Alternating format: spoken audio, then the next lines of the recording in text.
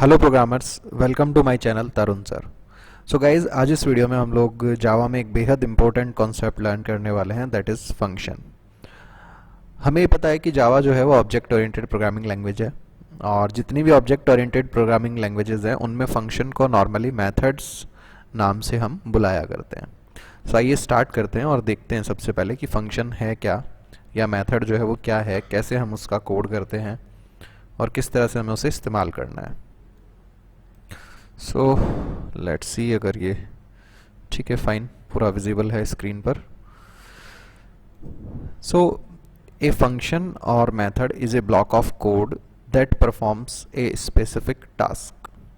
एक फंक्शन या मेथड जो है बेसिकली एक ब्लॉक ऑफ कोड है, यानी कोड स्टेटमेंट्स का जो ग्रुप है उसको दिया गया नाम होता है, ऐसा हम समझ सकते हैं इसे। A function only runs when it is called. Function का कोड केवल तभी एग्जीक्यूट होता है जब उसे कॉल किया जाए, अदरवाइज उसके स्टेटमेंट एग्जीक्यूट नहीं होते हैं। बच्चों ध्यान रखना, जहां पे भी मैं फंक्शन बोल रहा हूं आप उसको मेथड से भी रेफर कर सकते हो।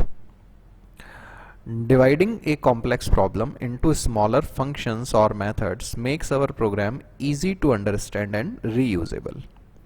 एक बड़े प्रोग्राम को छोटे छोटे फंक्शंस या मेथड्स में डिवाइड करने का मेन बेनिफिट ये है कि एक तो हमारा प्रोग्राम समझने में आसान हो जाता है, लाइक कॉम्प्लेक्स कोड जो है उसको छोटे छोटे हिस्सों में हम बांट देते हैं, और दूसरी बात, ये जो टास्क है या ये जो कोड है हमारा, ये रीयूजेबल बन जाता है, इसको फिर से यूज कर सकते हैं। Functions are used to perform certain actions and they are important for reusing code. Functions या मेथड्स को हम एक स्पेसिफिक एक्शन को परफॉर्म करने के लिए यूज़ करते हैं, और ये कोड रीयूजेबिलिटी के लिए सबसे इम्पॉर्टेंट थिंग है। कोई भी प्रोग्रामिंग लैंग्वेज अगर आप देखोगे तो डेफिनेटली आपको फंक्शन, मेथड, प्रोसीजर, इस नाम से कुछ ना कुछ कॉन्सेप्ट मिलेगा, एंड बिहाइंड द सीन वहाँ पे जो काम करता है वो हमेशा फंक्शन का ही लॉजिक होता है। They allow to define the function once and use it many times. So reusability का मतलब है कि जावा जो है वो हमें अलाउ कर रही है कि हम फंक्शन को एक बार बनाएं और उसे जितनी बार हमें नीड है उतनी बार हम कॉल कर लें, यूज कर लें। We can have any number of functions in a program. अच्छा, एक प्रोग्राम में कितने फंक्शन हम बनाएंगे इसकी कोई लिमिट नहीं है। अब बेसिक अगर हम कैटेगराइजेशन की बात करें, then there are two types of function. तो हमारे पास मुख्य रूप से दो प्रकार के फंक्शन होते हैं। First one is standard library functions. Basically Java में जो लाइब्रेरी फंक्शंस हैं वो जावा की इनबिल्ट क्लासेस में डिफाइंड है, और ये क्लासेस जो है वो कहाँ पे है, पैकेजेस के अंदर डिफाइंड होती है। सो लाइक हम लोगों ने स्कैनर क्लास को यूज़ किया था, और स्कैनर के कुछ इनबिल्ट फंक्शंस थे हमारे पास, like next int, next float, next double वगैरह, जिनसे हम डेटा को रीड कर रहे थे, है ना। और जो स्कैनर है वो खुद कहाँ डिफाइंड थी, जावा डॉट यूटिल नाम के पैकेज में डिफाइंड थी। दैट मीन्स क्लास के अंदर क्या होते हैं, फंक्शंस होते हैं, और जो पैकेजेस है उनके अंदर क्या होते हैं, बेसिकली क्लासेस, इंटरफेसेस वगैरह कलेक्ट करके रखे जाते हैं। नाउ सेकंड जो हमारे पास टाइप है, that is user defined function, यानी ऐसे फंक्शन जिन्हें यूजर अपनी नीड के अकॉर्डिंग क्रिएट करता है। So user defined functions are created by users as per their need. हम लोग बेसिकली इस वीडियो में जो फोकस करने वाले हैं वो यूजर डिफाइंड फंक्शन पे फोकस करने वाले हैं। So let's start them. जो हम कवर कर रहे हैं that is Java user defined functions. Java allows the programmer to define their own function and use the function when needed. Java हमें अलाउ करती है कि प्रोग्रामर, एज ए प्रोग्रामर हम लोग खुद के फंक्शंस या मेथड्स डिफाइन करें, और जब हमें जरूरत है तब उन्हें यूज करें। When the function is invoked from any part of the program, it executes the code defined in the body of the function. एक बार फंक्शन को हमने क्रिएट कर दिया, उसके बाद उसके नाम से कहीं पर भी अगर हम उसको यूज करेंगे तो उस फंक्शन की जो बॉडी है वो ऑटोमेटिकली एग्जीक्यूट हो जाती है। Every user defined function has two parts. जो भी यूजर डिफाइंड फंक्शन हम बना रहे हैं उसके बेसिकली दो पार्ट होते हैं। पहला होता है फंक्शन डेफिनेशन, दूसरा होता है फंक्शन की कॉल। सो डेफिनेशन में तो बेसिकली हम क्या करेंगे, क्रिएट करने का काम करेंगे फंक्शन, और कॉल करने का मतलब हो गया फंक्शन को यूज करना। नाउ फंक्शन डेफिनेशन की अगर हम बात करें तो फंक्शन डेफिनेशन जो है उसका जो सिंटैक्स है वो इस तरह से मिलेगा आपको।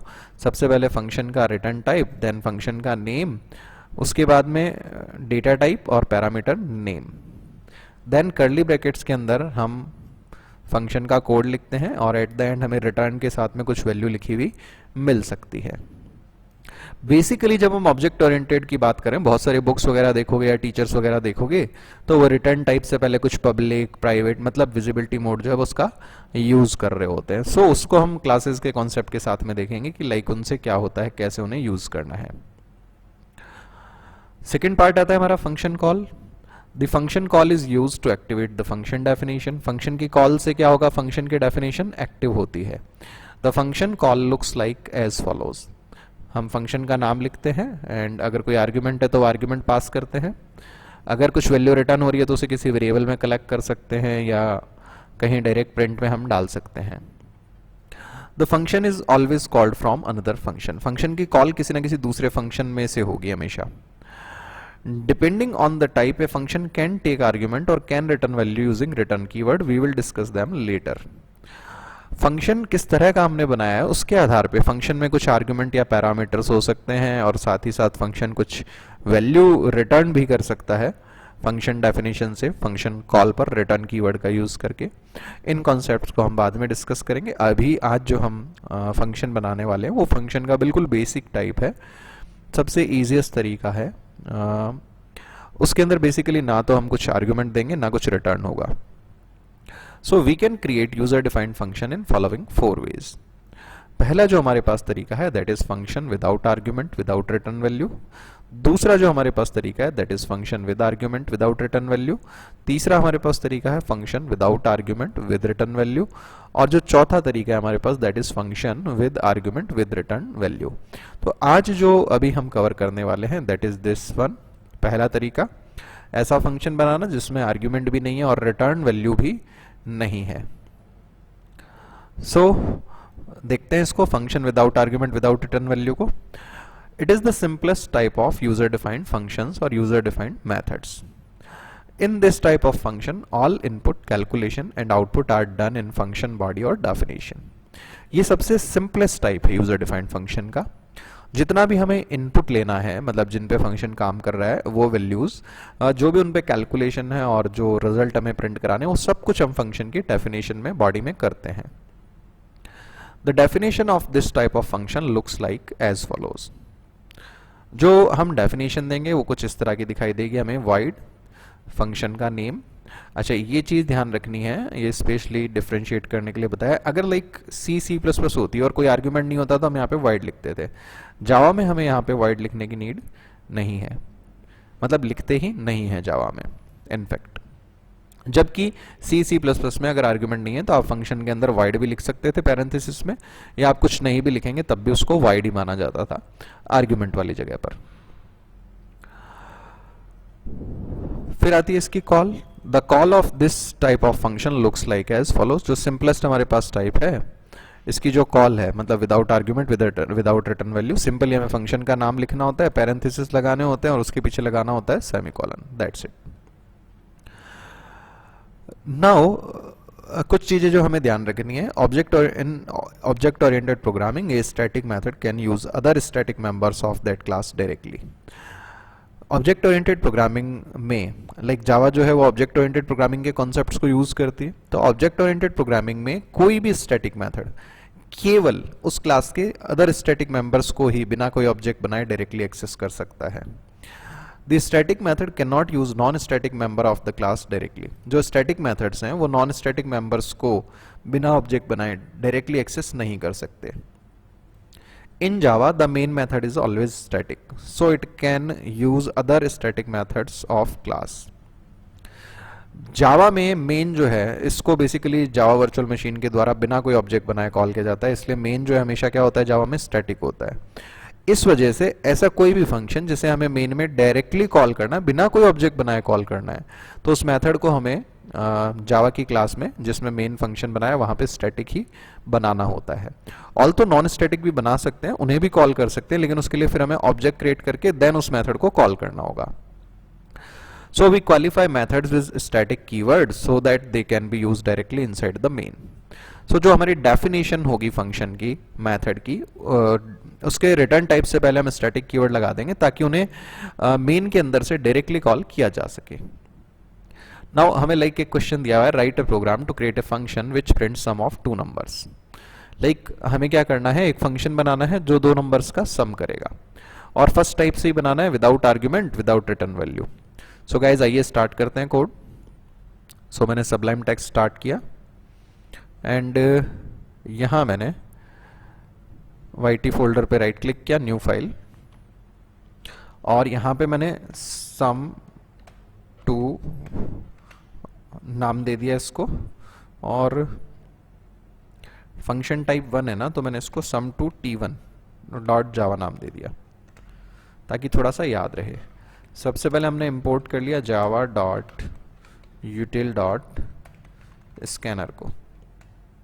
नाउ हम क्या कर रहे हैं, sum2 t1 नाम से क्लास बना दी, इसमें public static void main function बना दिया, डायरेक्टली हमने एक मेथड कॉल कर दिया sum2। ठीक है गाइज, अब ये sum2 हमने अभी तक बनाया नहीं है, इसको हमें क्रिएट करना होगा। तो unlike C and C plus plus, C and C plus plus में क्या था, अगर आप लाइक मेन के अंदर sum2 को कॉल कर रहे हो तो sum2 जो है वो मेन से पहले बना हुआ होना चाहिए। जावा में ऐसा कोई रेस्ट्रिक्शन नहीं है। जावा में आप सिंपली क्या कर सकते हो, इस मेन के बाद भी बना सकते हो sum2 को, और मेन के पहले भी बना सकते हो। So what I do is, मैं sum2 को बना रहा हूं कहां पर, मेन के बाद में। सो ये मेथड हो गया हमारा sum2। फाइन, यहां मैंने एक स्कैनर का ऑब्जेक्ट बना दिया kb new scanner system dot in. Now सबसे पहले यूजर को मैसेज दे दिया enter first number, then a बराबर मैंने कर दिया kb डॉट नेक्स्ट इंट। इसी तरह से सेकेंड वैल्यू के लिए मुझे काम करना है, सो मैंने यहां पे कर दिया एंटर सेकेंड नंबर, और b बराबर kb dot next int. Now c बराबर मैंने कर दिया a प्लस बी, ये c डिक्लेयर हो गया। इसके बाद हम प्रिंट करवा देते हैं the sum is plus c. Fine guys, और ये ध्यान रखना हमने यहाँ पे sum2 के पहले स्टैटिक लगाया है ताकि ये मेन में से कॉल हो जाए डायरेक्टली। यहाँ पे हम डायरेक्टली कॉल कर रहे हैं ना। Let's compile and run this. So compile करने के लिए मैंने पहले राइट क्लिक किया, ओपन कंटेनिंग फोल्डर, यहाँ मैं एड्रेस बार में cmd टाइप करके कमांड प्रॉम्प्ट चालू किया, जावा सी sum2 t dot Java and Java sum2, ये हमने कर लिया execute, enter first number 45 55 and some is 100। सो आपको ये ध्यान रखना है कि जो एग्जीक्यूशन स्टार्ट होता है ना वो कहां से होता है, हमेशा मेन से, यानी सबसे पहले मेन में ही आ रहा है। प्रूफ कर देते हैं, देखो मैंने यहां पे क्या करा, एक प्रिंट एलन लगा दिया इन द मेन, ठीक है, और sum2 की कॉल के बाद भी मैंने क्या करा, एक प्रिंट एलन लगा दिया बैक टू मेन। तो बच्चों होता क्या है, जब प्रोग्राम एग्जीक्यूट होएगा ना सबसे पहले मेन में ही आएगा, ये वाला स्टेटमेंट चलेगा, इन द मेन प्रिंट होगा, देन sum2 कॉल हुआ तो कंट्रोल ट्रांसफर होकर के आ जाएगा कहां, sum2 की डेफिनेशन पे। इसमें स्कैनर का ऑब्जेक्ट बनेगा, वैल्यूज हम इनपुट करेंगे, उनका सम कैलकुलेट होगा, सम प्रिंट होगा। अब ये लास्ट स्टेटमेंट था लाइन नंबर 17, तो वापस कंट्रोल कहां जाएगा, मेन में, लाइन नंबर 7 पे, यानी कॉल के बाद में, तो प्रिंट करा देगा बैक टू मेन। एक बार फिर से हम इसको कंपाइल एंड रन करके देख लेते हैं। So I do compile right now, now मैंने इसे किया एग्जीक्यूट, सबसे पहले मेन में आया, देखो प्रूफ हो रहा है यहाँ पे, enter first number 45 1005 the sum is 1050। अच्छा, एक बार हमने फंक्शन बना दिया, अब इसको कितनी भी बार कॉल कर सकते हैं, लाइक मैंने इसको यहाँ पे 3 बार कॉल कर दिया, तो क्या होगा बच्चों, सबसे पहले मेन में आएगा, इन द मेन प्रिंट होगा, देन sum2 कॉल हुआ, कंट्रोल ट्रांसफर होकर के sum2 की डेफिनेशन में जाएगा, 2 नंबर्स का सम कैलकुलेट होकर प्रिंट होगा, वापस मेन में आएगा, लाइन नंबर 7 पे दोबारा से कॉल हुआ है, फिर से sum2 वाला काम परफॉर्म होगा, यानी फिर से 2 नंबर इनपुट होंगे, उनका सम होगा, ये काम खत्म हुआ, फिर वापस जाएगा sum2 मतलब मेन के अंदर, यहां से फिर से sum2 कॉल हुआ, तीसरी बार sum2 जो है वो एग्जीक्यूट होगा, नंबर इनपुट होंगे, सम कैलकुलेट होगा, वैल्यू प्रिंट हो जाएगी सम की, उसके बाद वापस मेन में जाएगा लाइन नंबर 9 पे, यहाँ पे प्रिंट एलन एग्जीक्यूट होएगा लास्ट में, इसके बाद मेन में कुछ नहीं है तो प्रोग्राम हमारा टर्मिनेट हो जाएगा। कंपाइल एंड रन कर लेते हैं इसको बच्चों। So I compile this, then I'll execute this. 1 2, the sum is 3, 25, 36, the sum is 61, 100, 200, the sum is 300, then back to main और प्रोग्राम हमारा टर्मिनेट हो गया है. सो गाइज, ये था हमारे पास जावा में फंक्शंस का कॉन्सेप्ट, और हमने फर्स्ट टाइप के फंक्शंस बनाए हैं जिसमें ना तो कोई आर्गुमेंट है ना कोई रिटर्न वैल्यू है. उम्मीद करता हूँ ये कॉन्सेप्ट आपको समझ आया होगा. अगर कोई भी डाउट रह जाता है तो इस वीडियो पर कमेंट कीजिए, मैं आपके डाउट को दूर करने की कोशिश करूंगा. Thanks for watching this video guys. Thanks a lot. Have a nice day, have fun and enjoy.